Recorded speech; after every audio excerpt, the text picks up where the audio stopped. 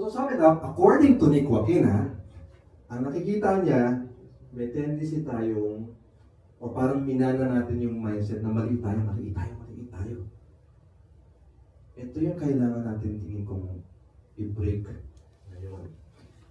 At paano siya nagmamanifest sa buhay natin as artists, as decision makers, saka as a community ngayon. Isa sa mga effects ito, ng small thinking nga lang ng Pilipino, yung stuck tayo sa kung ano yung Filipino identity. Ano ba talaga ang pagiging Pilipino?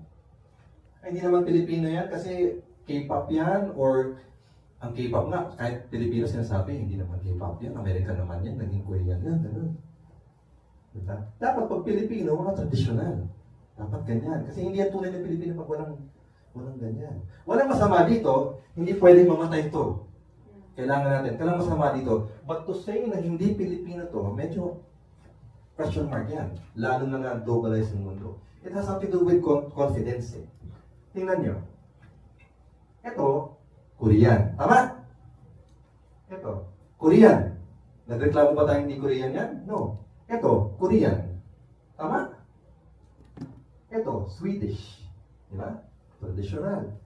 Hindi naman sila nagreklamo nung may mga bago na. Swedish pa rin yan. IKEA is Swedish. Bakit ganun? Bakit tayo?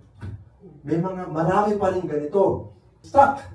Naalala ko, merong songwriting minamestro, parang music workshops sa Bicol. Malaking crowd.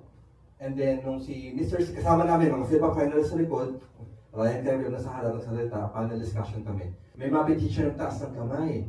Bakit daw hinahayaan ng industriya ng musika na mga R&B sa mga hip-hop, hindi naman daw music yun. Kailangan natin bumalik sa mga kulintang at tradisyonal sa gano'n. Alam nyo, kilala mo si Ryan Cameron, siya mismo supporter siya ng bagong music. Pero may mga tao, yan pa rin yung problema. Isa to sa mga effects of hereditary smallness. Yung Filipino identity, lagi natin hinihila pa atras na hindi naman kailangan.